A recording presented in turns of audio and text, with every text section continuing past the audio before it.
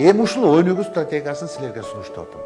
Дүйнөдөгү өзгөрүүлөр болуп атат. Кыргызстанда абал курч, эл жакыр, кыйналып турат, аябайчы. Аста дагы көп кыйналыштар бар. Соода жок, базардын баары жабык, чегаранын баары жабык. Эл эмне кыларын билбей атат. Өнүккөн мамлекет деген эмне? Өнүккөн өлкөнүн биринчи кезекте экономикасы дүркүрөп өнүгөт. Өнүккөн экономика деген нерсе бул индустриалдык агрардык же болбосо жаңы индустриалдык экономика. Ал эми индустриалдык агрардык экономика деген нерсе калктын өндүрүү, кайра иштетүү, сатуу жана сапаттуу товарларды күнүмдүк турмушта колдонуу. Андан сырткары бүт дүйнө жүзүндө талап болгондогудай сапатка эгедер товарларды жана тейлөө кызматтарын көргөзүү экендигин түшүндүрөт.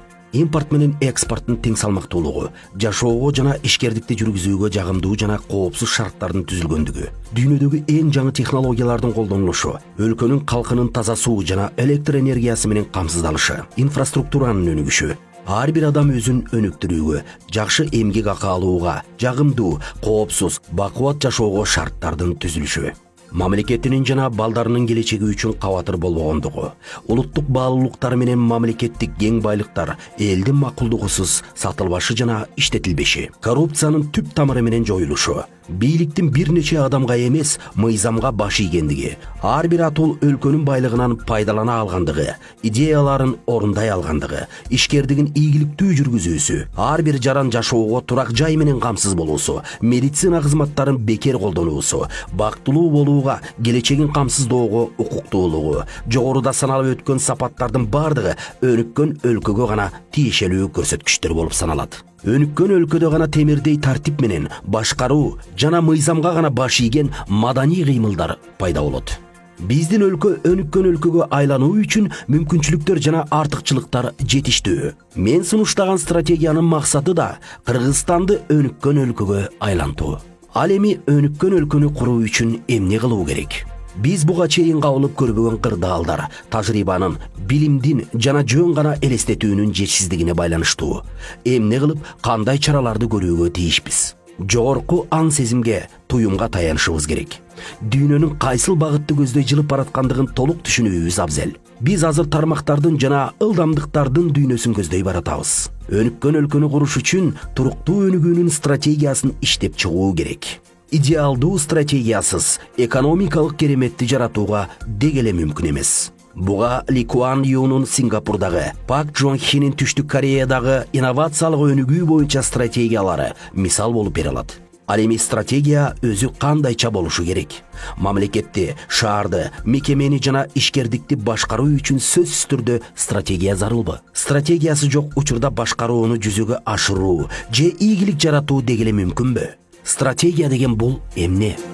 Стратегия бул алдыга коюлган максаттарга жетүү үчүн мүмкүнчүлүктөрдүн мейкиндиктерин кеңейтүү, ошон үчүн мүмкүнчүлүктөрдү аныктоо өтө маанилүү.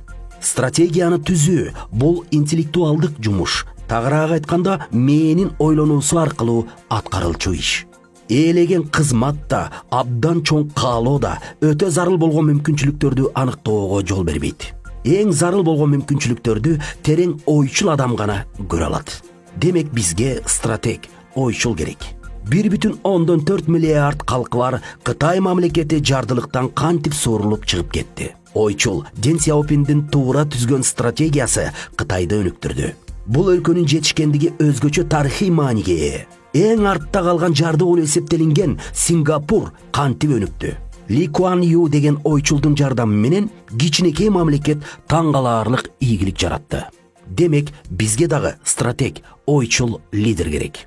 Мыкты стратегия түзүлүш үчүн сөзсүз түрдө төлөш керек. Акча, тобокелчилик, банкроттукка кабылуу, убакыт, ден соолук, ийгилик сыяктуу дагы көптөгөн баалуулуктар сарпталмайын стратегия иштелип чыкпайт. Сингапурдун, Кытайдын, Түштүк Кореянын стратегияларына таандык жалпы көрсөткүчтөр дүйнөдөгү эң жаңы технологияларды, эң мыкты акылдарды колдонууга жана ишкердикти жүргүзүүгө эң ыңгайлуу шарттарды түзүүгө умтулду. Мамлекеттин стратегиясын иштеп чыгаардан мурда кандай өлкөнү курушубуз керектигин алдын ала так элестетишибиз керек. Өлкөбүздү бүлүндүрүп жаткан энергияны канткенде жаратуучулук багытына буралаарыбызды да айкын түшүнүүгө тийишпиз. жаңы стратегиядан эл өлкөнүн кантип өнүгө турган жолдорун көрүүсү керек. Биздин өлкөнүн стратегиясын жазуу учурунда алдыга коюлган максаттарга жетиш үчүн азыркы анчалык жакшы эмес экономикалык абалды жана мамлекеттин жакынкы келечектеги перспективаларын кошо эске алууга аракеттендим. Өнүгө турган өлкө кандай өзгөчөлүктөргө ээ болушу керек? Биринчиси туруктуулук. Бул алдын ала өзүнө белгиленген мүмкүнчүлүктөрдөн ашыкча күч келтирилген кезде же кайсыл бир деңгээлде жабыркаганда деле өзүнүн функцияларын так аткара берүүгө башкаруу системасынын жөндөмдүүлүгү. Физикалык, экономикалык жана психологиялык абалды оор кырдаал түзүлгөнгө чейин калыбына келтирүү. Керек болсо кризистен дагы кыйла күчтүүрөөк болуп чыгууга жеткирүү. Экинчиси ыңгайлашып көнүүчүлүк. Жаңы технологиялар киргизилгенде, климат өзгөргөндө, кургакчылык же пандемия болгондо, кошуна мамлекеттер чек араларды бекиткенде, суу каптоо жүргөндө, башка өлкөлөрдүн мыйзамдарынын өзгөрүүсү биздин экономикага терс таасирин тийгизгенде, бийлик алмашканда жалпы стратегиянын ийкемдүүлүк менен өзгөрүлүшү, өлкөнүн экономикасынын туруктуулук менен өнүгүшүнө жардам берүүчү бардык башталыштарда жаңы технологиялардын кеңири колдонулуш идеясы камтылган. Так ошол туура колдонулган жаңы технологиялар гана экономиканын дүркүрөп өсүүсүнө жана атаандашуучулук аркылуу жаратмандык менен ийгиликке жеткирмекчи. Бул стратегиялык программанын иш жүзүнө ашырылышынын экономикалык жыйынтыгы зор болуп, ВВП, ички дүң продукция 10 эсе көтөрүлмөкчү. Жаңы технологияны колдонгон инновациялык мамлекеттердин мыкты тажрыйбаларын эске алуу менен Кыргызстан алдына койгон максаттарга ишенимдүү түрдө тез жетип, экономикалык жаңы керемет жаратышы толук мүмкүн. Бул стратегияны жазган учурда мен биздин өлкөнүн башка мамлекеттерге караганда айрым бир артыкчылыктарын өзгөчө белгилеп көрсөтүүнү көздөдүм.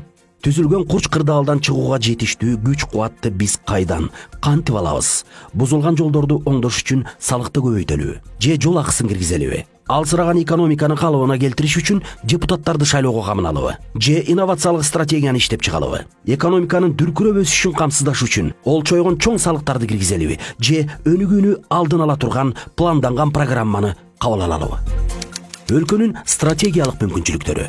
Стратегиялык мүмкүнчүлүктөр бул эң негизгиси стратегиялык позицияны талдай ала турган жана мүмкүнчүлүктөрдү туура башкаруу, өлкөнүн ичинде жана сыртында болуп жаткан өзгөрүүлөргө туура так баа берүү аркылуу проблемаларды ыкчам чечүүчү машина. Кыргызстан төмөнкүдөй бир нече артыкчылыктарга ээлdir.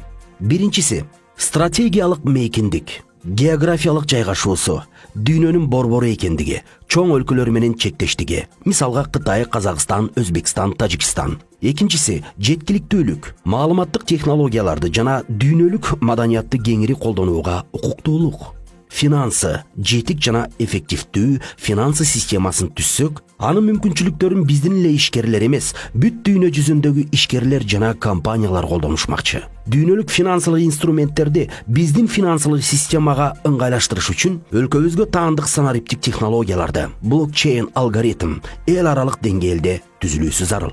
Жаңы технологияларды колдонуу аркылуу товарлардын жана тейлөө кызматтарынын эң жаңы түрлөрүн бир эле биздин өлкөдө эмес, башка мамлекеттерде да өнүктүрүүгө жетишүүбүз толук мүмкүн. Өндүрүш, өлкөдөгү бар өндүрүштүк кубаттуулуктарды жана башка мамлекеттердеги бар мүмкүнчүлүктөрдү да, мисалы Индия, Пакистан, Вьетнамдагы жана Кытайдагы тигүү фабрикаларын колдонсок болот. Үчүнчү, абдан билимдүү адамдардын ресурсунун молдугу. Мындан сырткары эң мыкты адистерди сырттан чакырып келип иштетүүнү кааласак, эч ким тыйбайт. Төртүнчүдөн, глобализациянын тездеши, интернеттин өтө кеңири жайылышы, дүйнөлүк тилдерди мыкты билгендердин көбөйүшү. Бешинчиси, Тянь-Шандын жана Памирдин тоо системалары.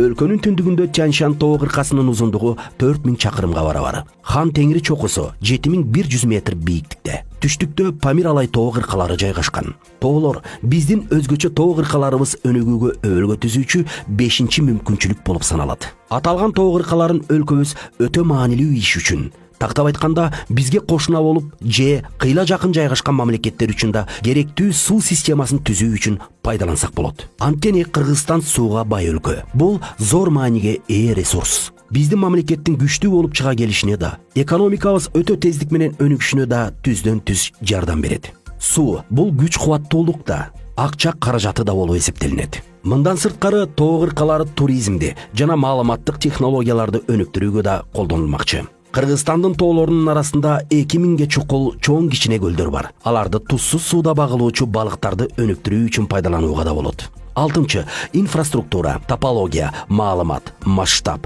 ыкчамдык, тездик, логистика, глобалдык интернет тармагы, онлайн абалында дайыма болуу, көптөгөн инфраструктуралар менен бир мезгилде иштеше билүү жөндөмдүүлүгү бизди башка өлкөлөрдөн айырмаланып турууга жетиштирет. Дүйнөлүк интернет тармагы менен дайыма туташ болуу деген сөз кудуреттүүлүккө жетишти дегенди түшүндүрөт. Тармактар эмнеге негизденет? Маалыматтардын жык жыймалыгына. Мисалы, Facebook, Google, Instagram дүйнөлүк инфраструктураны биздин инфраструктура менен байланыштырып жана туура бириктирсек, анда өлкөбүздүн экономикалык мүмкүнчүлүктөрүн дүйнөлүк структураларга туташтырабыз. Демек, биздин география абдан эле кеңеймек. Дүйнөлүк инфраструктурада маалыматтар да, адамдар да, мүмкүнчүлүктөр да өтө көп. Биз бүт дүйнө менен туташканда гана тартылуу күчү бизди көздөй ойт. Ал күч бизде, биз күткөн мүмкүнчүлүктөрдү бүт өзгөртөт. Материалдык жана моралдык жактан бүтүндөй адам баласы дүйнөлүк тармакка туташкан абалда гана пайдалуу болуп эсептелинишет.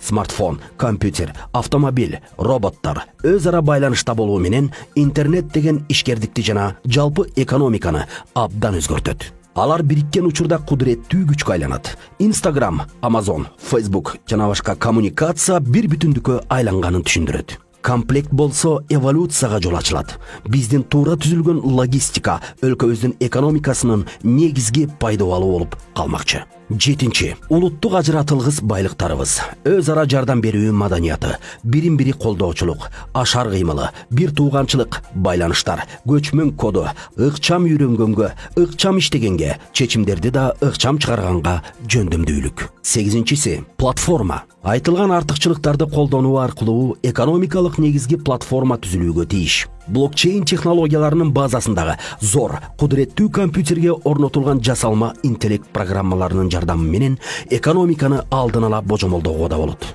9. Эгемендүүлүк. Биз эгемен өлкөбүз. Өзүбүздүн желек, герб, конституция, мыйзам чыгаруу органы, жогорку кеңеш, территория жана улуттук валютабыз бар. Ишкердүүлүктү өркүндөтүүчү мыйзамдарды чыгаруу үчүн каалообуз да, мүмкүнчүлүктөрүбүз да жетиштүү. Буга чейин ишкердик менен аракеттенип көп акчалуу болгондор мындан арыда ийгиликтүү эмгектениши үчүн ыңгайлуу эрежелерди кабыл алууга, андан сырткары жаңыдан ишкердиктин жолуна түшүп алгачкы кадам шилтегендерге да ыңгайлуу шарттарды түзүүгө да тийишпиз. Адилеттик издегендердин баары канааттангыдай калыс мыйзамдарды кабыл алуубуз да абзел. Өлкөнүн баардык жашоочуларына коопсуздукту, терең билим алууну, бакубат жашоону жана ишкердикти оңой эле баштап жана өнүктүрүп кетүүнү камсыздай турган өтө адилеттүү мыйзамдарды кабыл алсак эле, жашоодогу көйгөйлөрдүн баары өзүнөн өзү чечилип кете бермек. Өлкөбүз үчүн эң зарыл стратегияны иштеп чыгыш үчүн мамлекеттеги көйгөйлөрдү мыкты билиш керек. Азыр дүйнөлүк экономика технологиялык доорду көздөй кадам таштады. Ушул учурда өлкөбүздүн экономикасы өтө мыкты иштелип чыккан стратегияга муктаж болууда. Так ошондой стратегия гана ички дүң продукциябызды 10 эсеге көтөрмөк. Тилекке каршы, азыр биздин экономика инерциялык гана абалда. Тактап айтканда, буга чейин кандай болсо, мындан ары деле ошондой боюнча кала берет. Бирок биз бул боюнча калтыра албайбыз. Биз динамикалуу, өнүгүү жолуна түшүү үчүн реформаларга чечкиндүүлүк менен барышыбыз зарыл. Кийинки чыгарылышта мен сиздерге өлкөнүн инновациялык стратегиясын айтып берем. Терең урматым менен Урмат Барыктабасов.